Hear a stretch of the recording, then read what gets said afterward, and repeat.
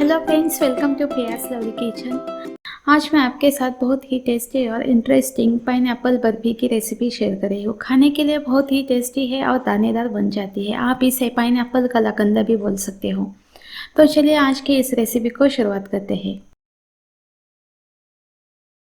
Pineapple barfi बनाने के लिए इधर मैंने एक बाउल भर के फ्रेश पाइनएप्पल के पीसेस लिए हैं।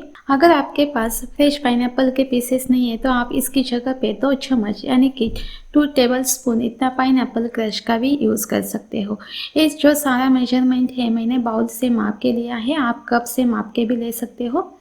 इधर मैंने एक बाउल मिल्क पाउडर ली है, आधा बाउल मिल्क और आधा बाउल चीनी। चीनी का यूज़ आप कम ज़्यादा कर सकते हो। गार्निशिंग के लिए कटा हुआ पिस्ता, 2 चम्मच यानी कि 2 टीस्पून घी और lemon food colour. Food colour totally optional है। अब हम बर्फी जमाने के लिए ट्रे को तैयार करेंगे। इधर मैंने एक ट्रे लिया है और ट्रे के ऊपर मैंने बटर पेपर रखा है। अगर आपके पास बटर पेपर नहीं है तो ट्रे को जस्ट आप घी से ग्रीस कीजिए, नहीं तो प्लेट को घी से ग्रीस करके भी रख सकते हो। तो बर्फी जमाने के लिए ट्रे तैयार है। मिक्सर की जार लेनी है और उसमें डालेंगे पाइनएप्पल के पीसेस और इसे मिक्सर में अच्छी तरह से स्मूथ पीसना है। हमें इसका जूस बनाना है। तो इसी तरह से बिल्कुल स्मूथ बन के तैयार है।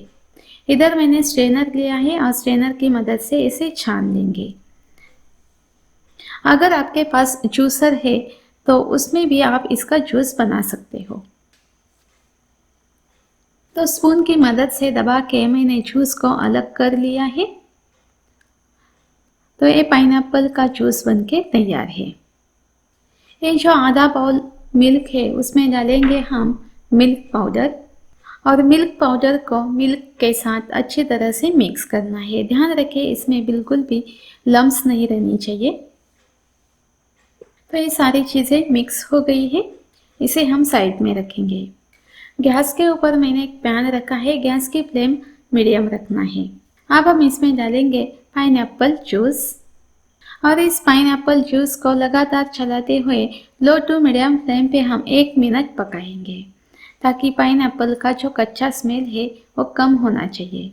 तो लगातार चलाते हुए इस पाइनएप्पल जूस को मैंने 1 से 1.5 मिनट तक पकाया है। अब मैं इसमें डालूंगी चीनी और चीनी डाल के इसे मिक्स करना है और फिर से 1-2 मिनट इसे लो टू मीडियम फ्लेम पे पकाना है।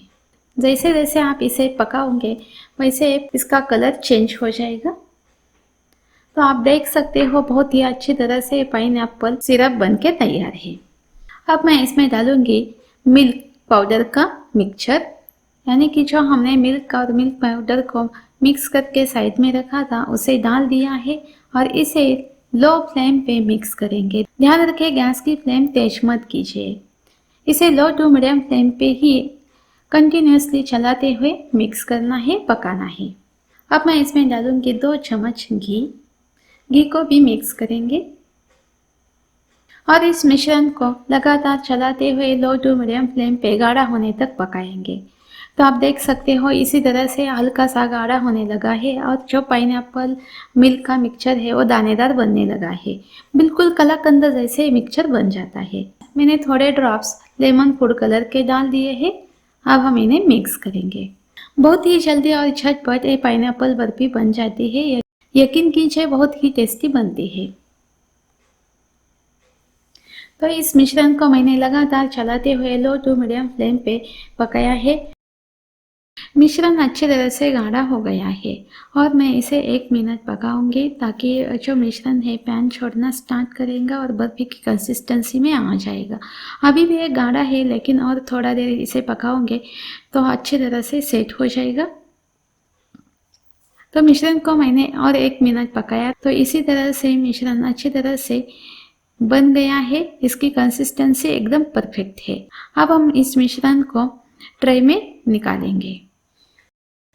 इधर मैंने ट्रे लिया है, इसमें डालेंगे बर्फी का मिक्सचर और इसे स्पैचुला की मदद से स्प्रेड करेंगे। जैसे आपको बर्फी थिक चाहिए और थिन चाहिए उस टाइप से आप इसका लेयर दे सकते हो।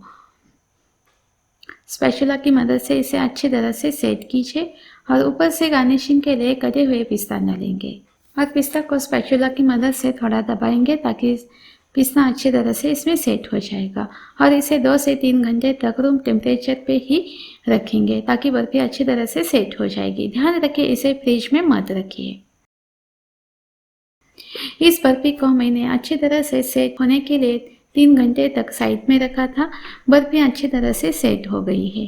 तो इस बर्फी को मैंने पैन से अलग कर लिया है। अब हम इसे चाकू की मदद से कट करेंगे। मैं इसे स्क्वायर शेप में कट कर रही हूँ। तो कट करते ही समझ में आता है कि बर्फी कितनी अच्छी तरह से जम गई है और बहुत ही दानेदार बन गई है। तो चलिए बर्फी को कट करेंगे और एक प्लेट में सर्व करेंगे। तो बहुत ही आसानी से बर्फी निकल जाती है, तो आप देख सकते हो। तो लीजिए बहुत ही टेस्टी दानेदार पाइनएप्पल बर्फी यानी कि पाइनएप्पल कलाकंद बनके तैयार है। इस पाइनएप्पल बर्फी को मैं तोड़ के दिखाती हूँ। एक ही हाथ से मैं आपको तोड़ के दिखाती हूँ तो आपको समझ में आएगा बर्फी कितनी मॉइस्ट, टेस्टी और दानेदार बन गई है। तो देख लीजिए फिंगर की मदद से इसे मैंने कट किया है।